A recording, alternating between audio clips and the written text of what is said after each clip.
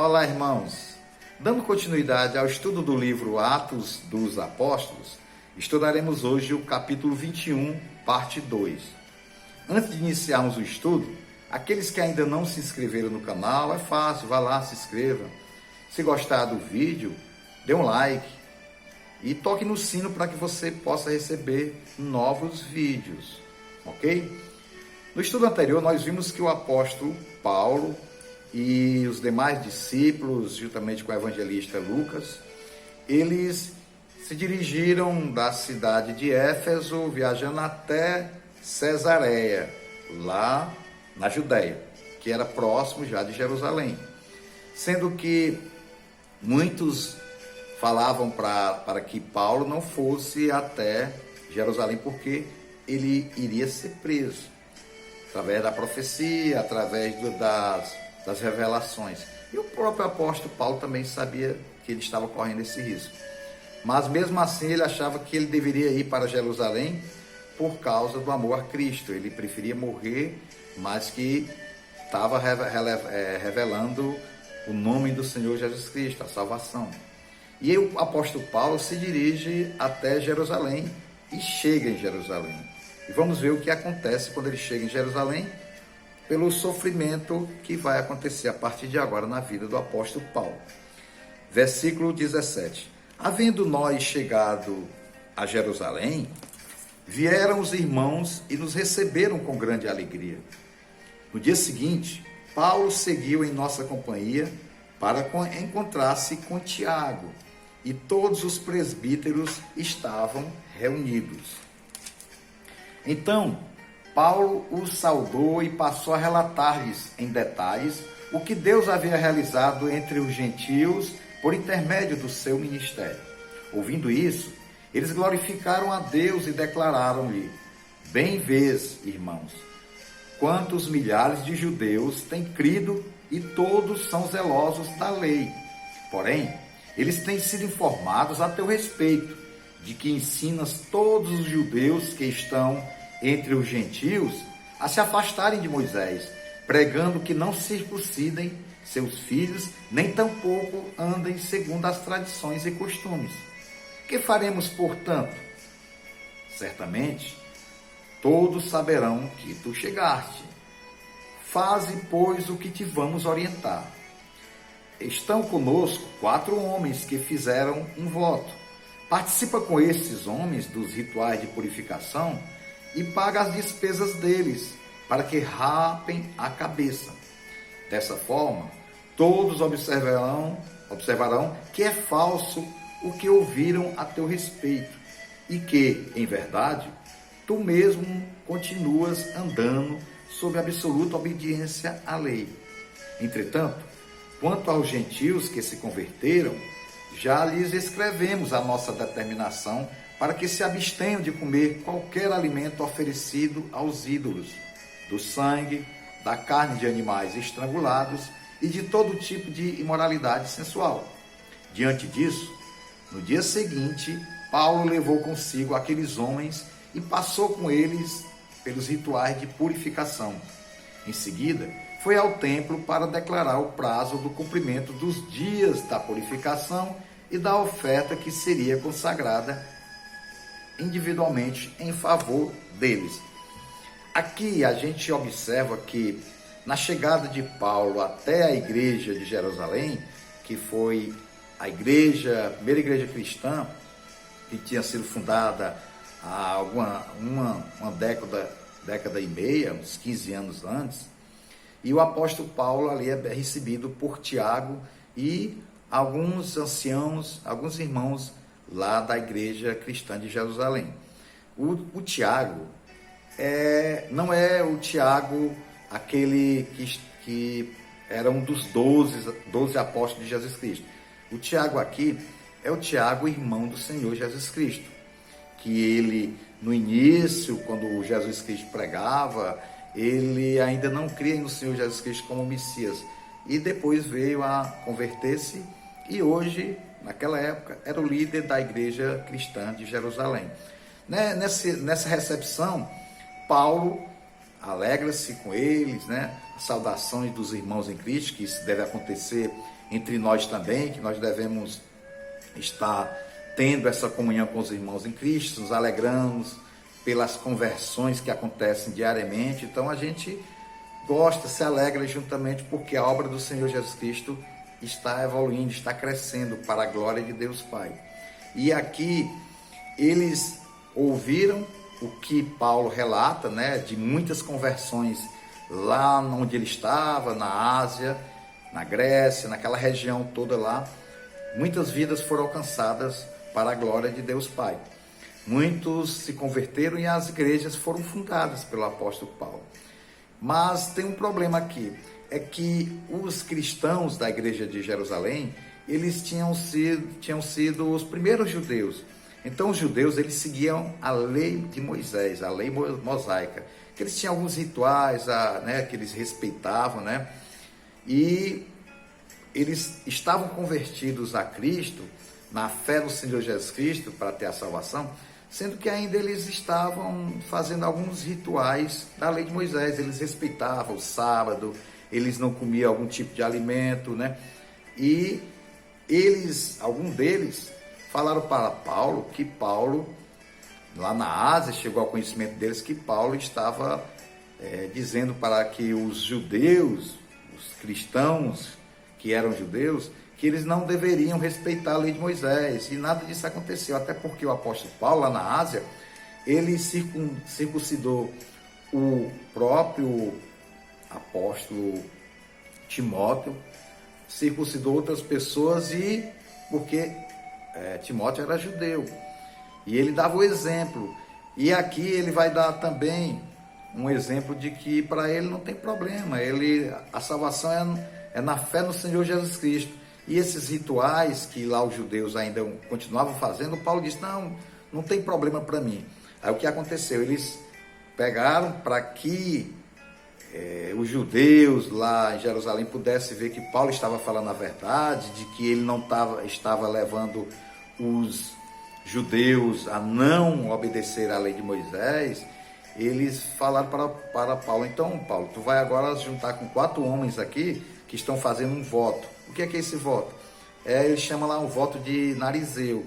O que era esse voto de Narizeu? Era como acontecia na época dos profetas, aconteceu com Sansão, aconteceu com Samuel. Esse voto era... Até o próprio apóstolo Paulo tinha feito isso. É quando você vai fazer algo que você quer se purificar. Então a purificação é um momento de que você abstém de algo que é mudando, né, para ficar mais na presença de Deus.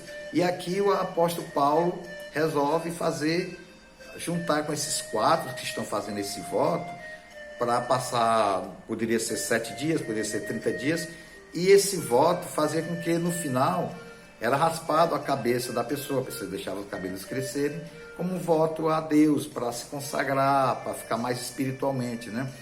Como aconteceu também com o João Batista, que João Batista também pregava no deserto, mas passou um período também, ele fazia esse voto também de Narizeu. E aqui a gente vai ver que o apóstolo Paulo não se recusa a isso, e ele diz, olha, para mim não tem problema nenhum, a salvação é no nome de Jesus Cristo.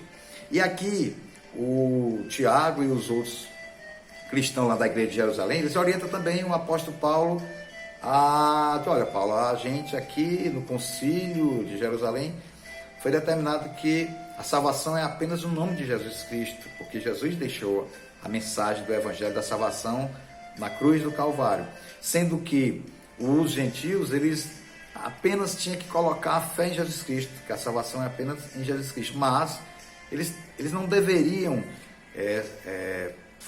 cumprir a lei de Moisés, a não ser se abster de algum tipo de alimento, né, de sangue, de animais estrangulados, e de imoralidade sexual, que é isso que o cristão, nos dias de hoje, tem que se abster, né, porque se o teu corpo é o santuário do Espírito Santo, então você tem que cuidar para que o teu corpo esteja sempre em condições saudáveis, né, porque aqui o nosso corpo é a morada do Espírito Santo de Deus.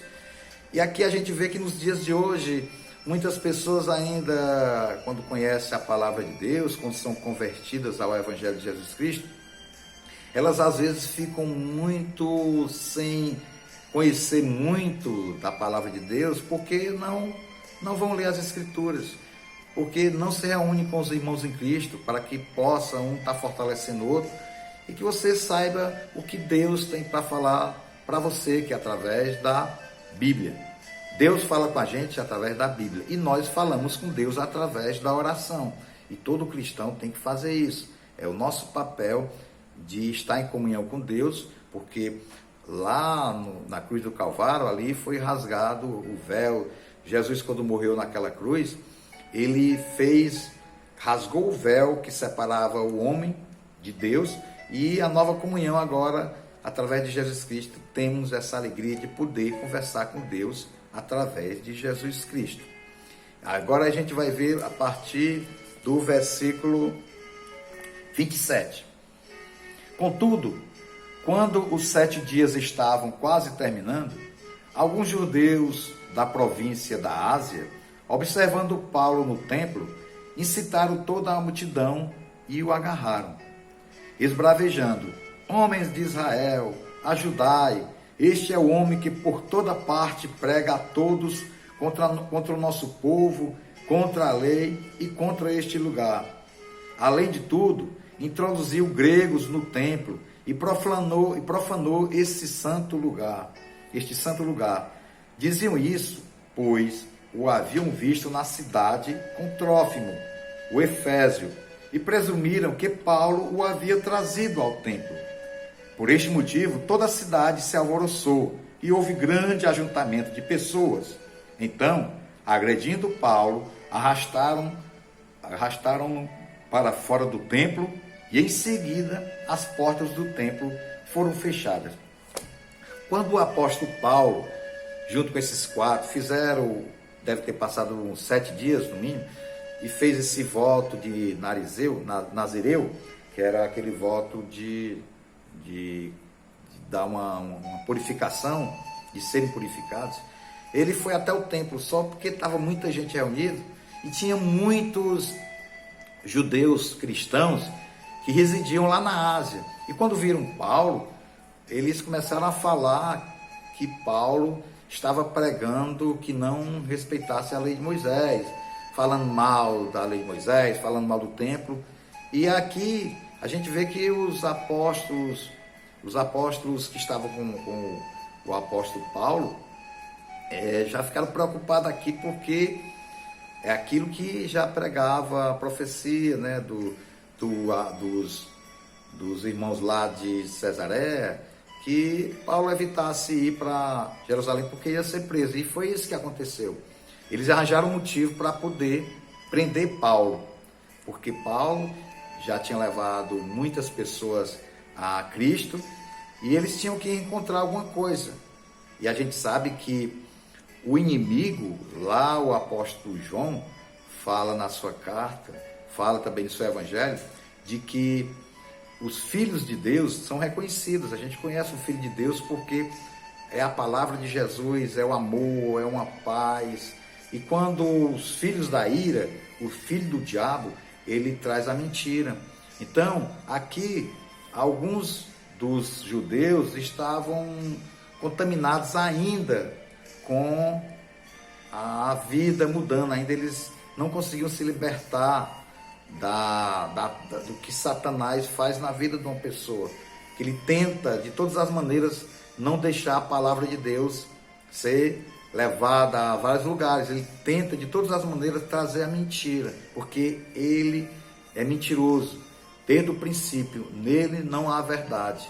E aqui o apóstolo Paulo vai se defender dizendo que não, mas aqui a gente vai ver lá no capítulo 22 que vai ser a defesa de Paulo. Paulo vai relatar o que aconteceu com ele.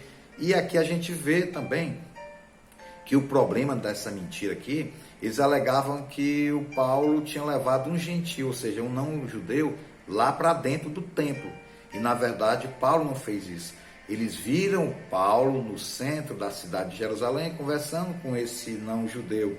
Mas quando o inimigo ele quer atacar a igreja do Senhor Jesus, ele procura de todas as maneiras trazer uma mentira, porque ele insufla o povo lá de Jerusalém a prender Paulo. Queriam que matasse Paulo, porque quem levasse um não-judeu para dentro do templo, na parte interna do templo, poderia até ser levado à morte. E eles queriam aqui, de todas as maneiras, evitar que Paulo continuasse pregando a palavra do Senhor Jesus, porque o inimigo, ele é assim, certo? Satanás, ele age de uma maneira, ele dentro da própria igreja, ele tenta usar uma pessoa para tentar desvirtuar, para tentar trazer uma discórdia, porque nele não há verdade. E aqui você vê que o apóstolo Paulo não simplesmente estava ali junto àquela comunidade para relatar o que o amor de Cristo tinha feito naquelas cidades lá da Ásia Menor. Mas o inimigo, ele não deixa que isso aconteça. Portanto, nas nossas vidas, a gente tem que ter muito cuidado com as mentiras. Muitas pessoas, às vezes, trazem uma mentira, dizem que aquilo é verdade e vai contaminando, e as pessoas vão acreditando. A gente vê nos dias de hoje os irmãos em Cristo que às vezes levam uma mensagem, mas essa mensagem ela é deturpada, e ali a mentira, quando ela chega, ela às vezes se torna uma verdade, e às vezes prejudica uma pessoa, leva uma pessoa a um desespero, leva uma pessoa até a morte. Por quê? Porque a mentira, ela não vem da palavra de Deus. A mentira vem do inimigo, e o inimigo de Deus todo mundo sabe que é o diabo. Continuando o versículo 31. Enquanto estavam tentando matá-lo, chegou ao comandante das tropas romanas a informação de que toda a cidade de Jerusalém estava sob tumulto. Então, no mesmo instante, reuniu alguns dos seus soldados e oficiais e correu até o centro da multidão alvoroçada. Quando viram o comandante com seus soldados, pararam de espancar Paulo. Assim que chegou, o comandante mandou prender a Paulo e ordenou que ele fosse algemado a 2 correntes. Depois interrogou quem era ele e o que havia feito. E do meio da multidão, uns gritavam de uma maneira e outros de outra. Sem conseguir deduzir a verdade por causa do alvoroço, ordenou que Paulo fosse levado para a fortaleza. Ao chegar às escadas, a violência da multidão era tão feroz que Paulo precisou ser carregado pelos soldados. E a multidão que o seguiam não parava de gritar: mata-o! Pouco antes de ser levado para dentro da fortaleza, Paulo solicitou ao comandante: tenho permissão para te dirigir a palavra? Então o comandante lhe indagou: falas a língua grega? Não és, porventura, o egípcio que há algum tempo deu início a uma revolução e levou para o deserto 4.000 terroristas armados? Ao que Paulo declarou: sou judeu, cidadão de Tarso, cidade de grande importância na Cilícia. Peço-te que me consintas falar ao povo. O comandante lhe deu permissão. Então Paulo colocou-se em pé na escada e fez sinal à multidão. Quando todas as pessoas se aquietaram, Paulo começou a lhes falar em aramaico. Aqui a gente observa que o apóstolo Paulo foi salvo aqui pelo comandante das forças do Império Romano, mas Paulo tem a oportunidade de falar a verdade para o povo. Eles queriam matá-lo, os judeus, mas quando o apóstolo Paulo fala que ele não é um egípcio, que há algum tempo atrás tinha tentado uma rebelião lá contra os romanos, aqui o comandante deu a palavra para Paulo, e Paulo vai levar a sua palavra, mas a gente vai ver no próximo capítulo que é a defesa do apóstolo Paulo. Amém? Vamos orar? Querido Deus, nós te agradecemos pela tua palavra, Pai, te pedimos que os nossos corações estejam cheios de amor, do amor de Cristo, para que nós não levemos mensagens que possam estar maltratando pessoas, possam estar levando até a morte, não levemos contendas, não levamos nada que traga uma separação do amor que há em Cristo Jesus. Em nome de Jesus Cristo nós te agradecemos. Amém.